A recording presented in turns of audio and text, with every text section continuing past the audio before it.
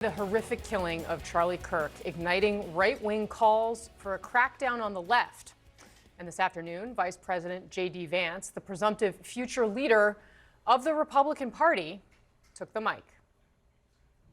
People on the left are much likelier to defend and celebrate political violence. This is not a both sides problem. If both sides have a problem, one side has a much bigger and malignant problem, and that is the truth we must be told. That was the vice president guest hosting the late Charlie Kirk's podcast. What you just heard, that the left has a problem that the right doesn't have, that was a recurring theme of what he said today. Vance also spoke, though, about his personal experiences with hostility from the left. He told all of us about a family visit he took to an amusement park. There was a loud and very vocal minority that would shout at my children, who were 8, 5, and 3, whenever they got the opportunity. "You should disown your dad, you little shit," one middle-aged woman yelled at my 5-year-old. "Tell the Secret Service to protect the Constitution, not your father," screamed another. After Charlie died, one of his friends and one of our senior White House staffers had left-leaning operatives in his neighborhood passing out leaflets telling people what he looked like and where he lived, encouraging neighbors to harass him or, God forbid, to do worse. While he was mourning his dead friend, he and his wife had to worry about the political terrorists drawing a big target on the home he shares with his young children. Are these people violent? I hope not. But are they guilty of encouraging violence? You damn well better believe it. We can thank God that most Democrats don't share these attitudes, and I do, while acknowledging that something has gone very wrong with a lunatic fringe, a minority, but a growing and powerful minority on the far left. Minority, lunatic fringe. The vice president there acknowledging that it's not most people on the left who are shouting at children or celebrating an assassination. Still, Vance went on to argue that extremism on the left is, quote, growing and powerful. And if you listen to what he says next, it really makes the path out of this wilderness seem all but impossible to find. There is no unity with people who scream at children over their parents' politics. There is no unity with someone who lies about what Charlie Kirk said in order to excuse his murder. There is no unity with someone who harasses an innocent family the day after the father of that family lost a dear friend. There is no unity with the people who celebrate Charlie Kirk's assassination. And there is no unity with the people who fund these articles, who pay the salaries of these terrorist sympathizers, who argue that Charlie Kirk, a loving husband and father, deserved a shot to the neck because he spoke words with which they disagree. So, of course, there can be no unity with a celebration of Charlie Kirk's assassination. Of course. It does beg the question, though, how can we get to a place where the voices that we're hearing, the voices that we are listening to, the ones that define our nation, are not the ones that are most extreme of all? Because as Vance himself said, this is a minority, a lunatic fringe, his words. How do we all get off our phones, back to our real lives, where we can see each other for what we are? We are human beings. We are all human beings. We absolutely have to figure out how to tolerate people that we disagree with, people who see the world differently than we do. How do we see the people that we can have unity with? Those masses out there that J.D. Vance acknowledged are there, the majority of people that disagree with his politics, but don't think any of this celebration he was talking about is right on any day, ever.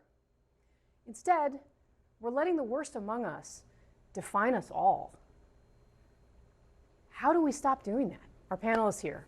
The New York Times journalist, someone who has had J.D. Vance on her own podcast, Lulu Garcia-Navarro, national political reporter for the New York Times, Ested Herndon, CNN senior political commentator, a veteran of Trump politics back to the 2016 campaign, David Urban, is with us, and the former communications director for the DNC. He's worked on numerous presidential campaigns. Mo Alithi. Thank you all for being here. Really appreciate it. David Urban, I would like to start with you because we are, there are many Republicans who are saying the problem, yes, there's extremism on both sides. The problem's on the left. This is a very emotional time. What happened to Charlie Kirk, devastating and horrible. That doesn't mean that we don't have an imperative to figure out how to stop it wherever it is found. Yeah, listen, I think that what you heard there is a lot of anger from a friend of Charlie Kirk's, right? A person who had an incredibly close relationship with over the past years. J.D. Vance acknowledges that Charlie Kirk came to him when he was just a candidate and running and helped him navigate and negotiate his way forward to be a senator, and wouldn't be where he is today without Charlie Kirk. And so I think there's a lot of anger, a lot of pain still in the Republican Party. But I think we got to get past the notion that somehow that pain is a debt that has to be repaid in the same currency, right? That's kind of a notion that we have to get pain to pay back the pain. That's just not tenable. I think what the vice president said is exactly correct, right? People have to be given no quarter that want to celebrate these kind of things or that want to bring these things kind of upon people. I think back to when the press secretary in the first Trump administration, Sarah Huckabee Sanders, went to a restaurant in the DC suburbs and was kind of shouted out and screamed out and chased out. And then we had some leaders in Capitol Hill say, give no quarter to these Trump people. Don't let them go anywhere. We'll chase them out, shut them out. We can't have that anymore. We can't have that allowed in the body politic anymore. That's not allowed, whether it's Democrats, Republicans. We have to turn the temperature down, and it has to start with all of us, with everybody that we know, right? I mean, I get along. We sit with Lulu in the green room. We sit in the green room, we chat. We don't get along politically, but we get along personally, and that's something that's very important. Mo, you've been nodding, and then Lulu, I'll weigh in. No, I think everything David said is absolutely right. We have to, and in this era of social media and algorithms, we've stopped putting human faces on our opponents, and we just become avatars and caricatures. It's harder to humanize people on the other side. When you humanize someone, it's harder to demonize them. That's one of the fundamental challenges here. It's also important to recognize that this is not a problem on the left. It is not a problem on the right. It is a problem. Full stop. It is a problem here in this country where there is radicalization that is infecting our politics. And it is not fueled by ideology as much as it is fueled by a whole host of other dynamics.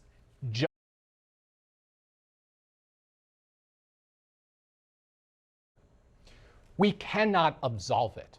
We cannot absolve when it's perpetrated by one group as opposed to another. And that's what we need our leaders to step up and do, is go after it across the board. Yeah. And that's what we need to do collectively. It's interesting to me you said that this isn't a left problem, it's not a right problem, it's a problem. Lulu, your paper had an op-ed from Nathan Taylor Pemberton yesterday, where clearly the way that we often have conversations here, right? They're left, it's right, one side wants this, the other side wants that. Obviously the way J.D. Vance, other politicians have been speaking about this, it has been left-wing versus right-wing. This is what Mr. Pemberton wrote. He says this, quote, "The internet's political communities and the open source sleuths currently scrambling to place Mr. Robinson into a coherent ideological camp certainly won't be content with any of this, nor will they be satisfied with the other likelihood awaiting us, that Mr. Robinson, the son of a seemingly content Mormon family," this of course the man who killed Charlie Kirk allegedly, "probably possesses a mishmash of ideological stances, some held dearly, others not so much. We have fully stepped into a different historical moment, the age of brain-poisoning meme politics." He's basically arguing this guy doesn't really fit into this paradigm that we typically use. It is the darkest pieces of the internet. How do we grapple with that? You know what I did this weekend? Nothing. I went gardening.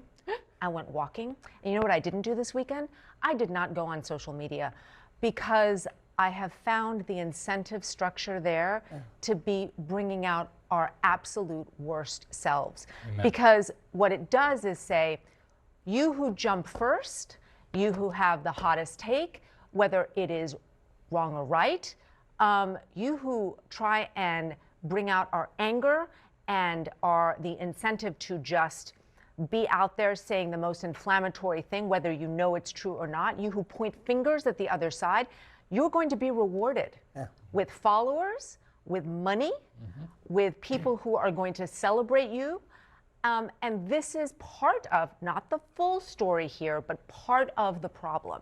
And so when that is where people get their fame, where people get their reward system in politics, in culture, then you know that this is going to be something that is actually going to feed into what we're experiencing right now.